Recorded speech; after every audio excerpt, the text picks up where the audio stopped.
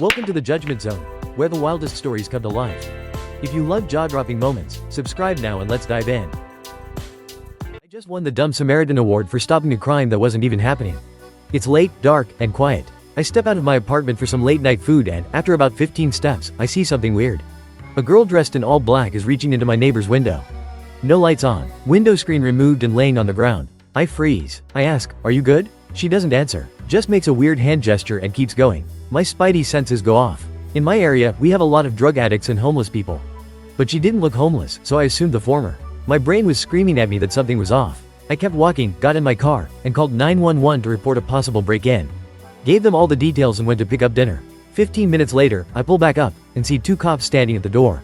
I walk over and ask what happened. One of them starts laughing. She was a daughter trying to sneak out. The wave of embarrassment that hit me in that moment? I can't even describe it. Lights were off, she didn't say anything to avoid waking her family, she probably just wanted to see her boyfriend. And I completely ruined it. So tell me, would you have done the same, or did I just become the neighborhood snitch? Drop your take in the comments and subscribe to join the Judgment Zone. And my sister's blue hair from his wedding, saying it would ruin his perfect photos. So we ruined them properly. My dad has never been the father of the year. After his divorce, he cycled through fiancés like seasons. When he announced another wedding, none of us took it seriously. My sister, S, got stuck catering the whole thing, sandwiches, sides, even the cake for 400 guests. She was beyond stressed. Then my dad made one tiny mistake. S had dyed the underside of her hair navy blue. Barely noticeable, but my dad demanded she change it or she'd ruin his wedding photos. So I called my sisters with a plan. Dye your hair blue. Wear navy blue dresses. We spent hours tracking down dresses and grabbed semi-permanent dye. The next day, we showed up fully coordinated, navy blue everything. My dad? Not happy. He muttered, "Point taken." Oh, and those 400 guests? More like 20. Did they take it too far or did the dad have it coming? Imagine storming into a restaurant, filming like you're exposing a scandal, all for a refund. I got a call from a man asking where our shop was. Seemed normal until he said he was coming in to get a refund. I panicked, thinking I messed up an order. He walked in, looking serious, and I instantly knew I'd never seen him before. He ordered through Uber Eats, claimed the food was bad, and shoved the container at me like it was evidence in a trial. I opened it, smelled fine. My boss checked, still fine. He refused to accept that. I told him refunds go through Uber. He said they denied him immediately. Then he pulled out his phone and started recording everything. He filmed me, my boss, the entire restaurant, repeating the same question. "Are you giving my money back or not?" Eventually, he left. 10 minutes later, he came back. Still mad, still recording. This time, he threatened a 1-star review if we didn't pay him. My boss stood firm, and he finally stormed out. But here's the kicker, the order wasn't even his. It was placed under his wife's name, and I have a feeling she wasn't happy with it. I guess he thought he was playing knight in shining armor, but let's be real. His armor was looking a little rusty. Was he a devoted husband on a mission or just a guy too scared to tell his wife no? You ever call your boss mom? Well, I did, and let's just say I was instantly awarded favorite child of the office. This might be one of the most embarrassing moments of my life. I recently joined a big company and was trying to prove myself in front of senior management. Today was my first time presenting a report in a serious, high-stakes meeting. The room was dead silent. I took a deep breath, trying to sound as professional as possible. My boss asked me a question, and I responded without thinking. Instead of saying, "Yes, ma'am," I instinctively said, "Yes, mom." I knew I had messed up the second the words left my mouth. The room froze. My boss just stared at me, saying nothing. Then she smiled. But my coworkers? They lost it. One of them nearly choked trying to hold in laughter. And from that moment on, every time someone made eye contact with me, they had that smug little smirk. Just when I thought it couldn't get worse, as the meeting ended, a coworker patted me on the back and said, "Don't forget to wish your mom a happy Mother's Day." Now, every time I see my boss, I just stare at the floor and pray I don't get fired. Looks like someone has mommy issues. Share an embarrassing work moment in the comment. Who shows up 40 minutes late with no update and then has the audacity to be mad at me? My boyfriend texted that he was going to grab me food after work and drop it off. I wasn't expecting it, but it was a nice gesture. He said he would see me soon, so I assumed that meant around 20 minutes. At the time, I was on the phone with my aunt because there had been a death in the family. I let him know that I might still be on the call when he arrived and asked him to message me when he got here. 35 minutes passed. No update, no text, nothing. I wasn't mad, just confused. I sent him a quick message checking in and even reassured him that he really didn't have to go out of his way for me. I started feeling a little guilty for making him go through the trouble. When he finally arrived, his entire vibe was off. He barely spoke, looked annoyed, and made no effort to explain why he took so long. I couldn't tell if he was upset or just exhausted from work, but now I feel guilty. At the same time, he was the one who insisted on doing this. Who says they will be somewhere soon and then takes almost 40 minutes without a single update? Was I wrong for checking in, or is he overreacting? My employer harassed me, fired me, and now they're shocked I'm suing. I worked at a company where something always felt off. I was the only person who noticed that there were no African American or Latino employees, so I asked about it. Instead of answering, my manager turned it on me. accusing me of being racist for even bringing it up. Later, I asked about service animals, since I needed one for medical reasons. My manager smirked and said, "Legally, we have to allow them, but I think it's unnecessary for you." Unnecessary. Like my needs didn't matter. I tried to ignore the tension, but it just got worse. Then, out of nowhere, I was laid off. No warning, no real reason, just gone. I knew something wasn't right, so I contacted an employment law firm that works on contingency. The moment my employer found out, they panicked. They brought in lawyers, acting shocked, and actually had the nerve to ask, "Why are you suing us?" After everything, I ended up in the hospital for suicidal ideation. When I got out, I was diagnosed with depression and PTSD from trauma I suffered years ago. This job had triggered all of it again. Once my lawyer sent my psych records to back up my case, my employer suddenly wanted to settle. Their first offer? A pathetic $1,000. We're pushing for $6,000 to $7,000. And now, I'm getting a psychiatric service dog, something they told me I didn't need. So tell me, was I right to sue, or am I making a big deal out of nothing? Drop your take below. Imagine getting yelled at for not tackling a thief over $10 sunglasses. Karen thinks I should fight crime for $14 an hour. I work at a gas station. We have a wall of shame, photos of shoplifters. It does nothing. Karen walks in, sees a picture. "So someone robbed you?" "No, just stole." "And you didn't chase him? Over sunglasses?" "No." She loses it. "So you just let people steal? What if they had a gun?" "Ma'am, I make $14 an hour. You want me to tackle a guy for $10 shades?" I tell her I don't own the store. I legally can't stop them. She doesn't care. "No, this is your store. You allow this." Then she refuses to finish her transaction, pressing every button except, "I'm done." "It's broken." "Because you didn't hit." "I'm done." She storms out, muttering, "I'm not trying to argue, but this is F that bitch up. Asterisk." My manager just stares at me. We're both speechless. Moral of the story? If you work retail, you're apparently Batman. So tell me, was this the most unhinged customer ever, or have you dealt with worse? Drop your wildest retail horror stories below. I don't know if this is going to come back to bite me, but I need to get this off my chest. I fake deaths for money. Well, sort of, you'll see. When I was 22, broke, and barely surviving in my tiny studio apartment, I fell into the strangest, most morally gray side hustle imaginable. I wrote fake obituaries. For money. It started as a simple freelance gig. I was writing resumes, ghostwriting weird short stories, even fake Amazon reviews. Then, one day, a guy messaged me. He needed an obituary. But not for someone real, for someone he wanted declared dead on paper. He offered me $500. That was a month's rent to me. I didn't ask questions. I wrote a touching farewell, made up a peaceful passing, and sent it over. Got paid. Thought that was the end of it. But then, the requests kept coming. People wanted relatives declared dead, documentation for insurance claims. I didn't ask why. I just wrote. At my peak, I was making $2,000 a month crafting fake deaths. Easy money. Until it wasn't. One day, I got an email. "You wrote my uncle's obituary. But he's still alive." My stomach dropped. Some woman had Googled her uncle's name and found my obituary. Except, he was alive and well in a retirement home 3 states away. Did I help someone commit fraud? Did someone fake his death to escape something? Was I part of an actual crime? I panicked. Deleted the email. Ghosted. Quit writing obituaries cold turkey. But now I can't stop thinking about it. What if someone used my work to fake their own death? What if I helped someone commit fraud? What if, one day, a detective shows up at my door? So tell me, was I young and desperate, or did I do something really wrong? Alright, let's dive in. I've known this guy for 20 plus years, and he refuses to grow up. He's in his 30s, never had a job, never moved out, never even had a girlfriend. His parents enable everything. But here's what really gets me, he refuses to get a phone. No cell phone. No social media. Nothing. If I want to reach him, I have to call his parents' landline. Every single time. And if I don't answer when he calls, he actually complains. Says I'm ignoring him. Dude, I was driving. I was busy. I don't have time to drop everything for a landline call in 2024. I'm done. After my birthday, I'm setting a boundary. If he wants to talk, he can get a phone and text like a normal adult. I know I'm one of his only friends, and this will probably hit him hard, but why am I the only one adapting? So tell me, am I the jerk for cutting him off, or is it time he finally grows up? Would you get petty if your partner refused to help with anything at home? My husband is a doctor with a fixed schedule, Monday to Friday, no emergencies, no late nights. We recently moved closer to his job, so I became a stay-at-home mom until we find daycare. Since I'm home, he thinks I should do everything, cooking, cleaning, groceries, checking mail, even shoveling snow from our double driveway. On top of that, I handle everything for our 3-year-old. Every time I bring it up, it turns into an argument. He won't budge, so I stopped trying. Instead, I got petty. For the last few weeks, every time I fold laundry, I just roll his scrubs, his work clothes, everything, shoved randomly in his drawer. No neat folding. No separating work and casual.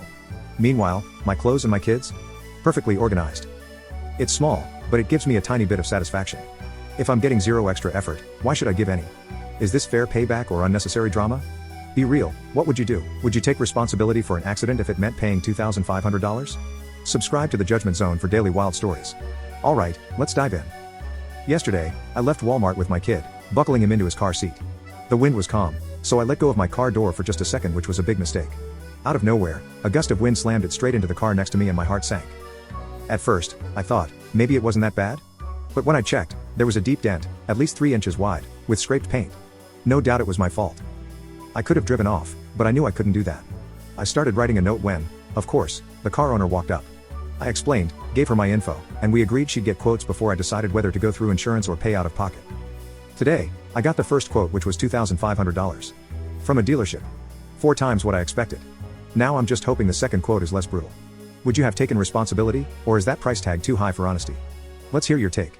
Drop your answer below, and if you love crazy real life stories, hit subscribe so you don't miss the next one. You ever go down a rabbit hole about your partner's ex?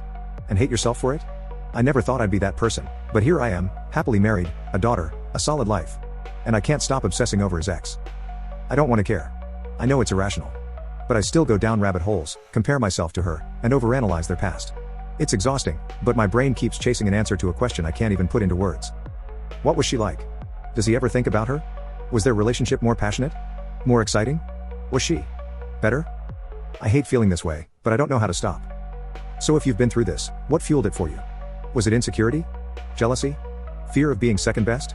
And if you got past it, how did you stop caring? Because right now, I just want to turn my brain off. Have you ever obsessed over an ex? Be honest, what got you through it? You ever block someone, and they still find a way back? I did. But I got even. My ex is controlling, manipulative, and relentless. I've been trying to escape him for over a year, but no matter what I do, he finds a way back in. Blocking his number didn't work, he'd just call restricted, over and over, until I gave in. Ignoring him wasn't an option either, he started reaching out to my friends, even showing up at my job. I filed police reports, but since he wasn't making direct threats, they couldn't do much. Yesterday, after months of this, I finally picked up. I kept my voice calm, asked him, just once, to leave me alone. His response? I will never leave you alone. That was it. I was done playing nice. I signed his number up for every insurance quote, spam service, and Craigslist ad I could find. If he wanted attention, he was about to get it, just not from me. This morning, he called again, but this time, his voice was different. Frustrated. He demanded to know if I had something to do with the fact that his phone hasn't stopped ringing. I played dumb, asked why he'd think that. He sighed and muttered, because I keep calling and won't leave you alone. At least he's self-aware. Be careful what you wish for. Share this with someone you know had a crazy ex. She said something racist and it starts with the letter N. So I taught her a lesson. I work at a gas station in a small town, and most customers are regulars. But there's one lady I can't stand. She's negative, rude, and worst of all, she won't shut up. Then one day, she crossed the line.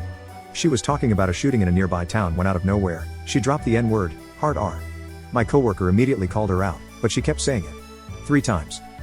Now, everyone at work hates her. And that's when I decided to have some fun. She always buys a pack of smokes and 2 rolls of mints. So I made sure she would never get them again. I started putting her favorite mints on the counter for sale. Sold a few, then bought the rest myself. She came in, saw they were gone, and immediately started losing it. But oh well, right? The truck comes Tuesday.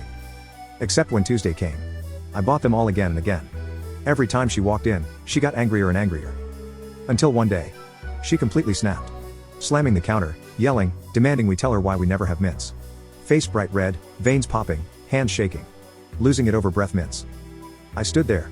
Stared. Held back a smile. Now I have a ridiculous stash of mints, and I happily give them away for free. Petty or justified? Be real, what would you do? Drop your take in the comments. I just made the biggest mistake of my career and I have no idea what happens next.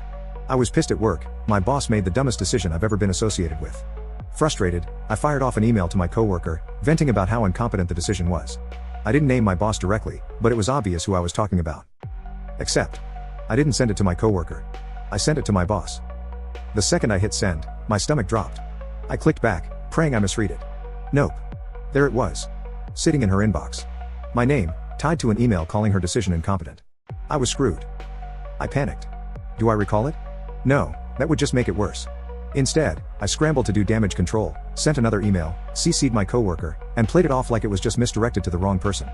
I acted calm, but inside? Pure panic. And now? Radio silence. No response. No acknowledgement. Nothing. So here I am, waiting. Did I just ruin my career, or is this recoverable? Would you start job hunting, or act like nothing happened? Drop your take below. My professor caught me staring at her. And I thought I was done for. But then she did this. I couldn't stop staring at my professor. Second row. Full view. No shame. After class, she stops me. Your eyes should be on the material, not me. My stomach drops. Am I about to get called out? I freeze, then smirk. Can't help it. Arrest me. She pauses. My heart pounds. Then, she laughs. Better focus tomorrow. Not just on me. Next day, she walks in wearing a pink dress, Tory Burch sandals, standing right next to me. She never does this. Is she testing me? Calling my bluff? By Friday, I wait till everyone leaves, shut the door, and turn. She's leaned back, feet up, sandals off. All this standing makes me so sore, she sighs, stretching. She knows exactly what she's doing. My brain screams walk away. But I don't. Want a foot massage? She smirks, flexes her foot. Yes. Flirting. Tension thick. I push further. We should meet outside class. She pauses. Smirks. Okay. Now my attendance? 100% locked in. Did I just win big, or is this a disaster waiting to happen? Be honest, I spent 40 minutes trying to steal a pair of jeans. Spoiler, it did not go as planned. I walked into a store with no money and a plan to steal. Spent 40 minutes in the fitting room trying to rip off the security tag. And trust me, the way I did it? You won't believe it. I finally get it off, shove the jeans under my baggy pants, and casually start putting other clothes away like nothing happened. Thought I was smooth until I hear. What jeans did you just put under the ones you're wearing? Panic. I try to play it cool, put the jeans back, but another employee straight up calls me a little thief and starts following me. I get to the door, look behind me, the cashier is right there. So, I do what any normal person would do. I sprint. They chase me screaming thief. In broken English, and then, because the universe hates me, my keys fall out of my bag. They grab them before I do, and now I'm forced to walk back inside like an idiot. Now, they make me call my mom, show them how I took off the security tag, and even take my phone so I don't run. And the best part?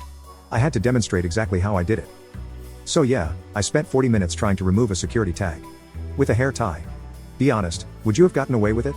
Let's hear your best escape plans in the comments. My boyfriend, 28M, can stay mad all day over nothing. But if I, 24F, get upset? Suddenly, I'm overreacting. Make it make sense. Yesterday, he had to pick something up for me from his cousin's house. I casually mentioned, "Oh, I'll have to follow you in my car since I can't go straight home from here." He immediately snapped, "We already talked about this. Why are you bringing it up again?" I wasn't trying to be annoying, I just forgot to mention it earlier. But he wasn't having it.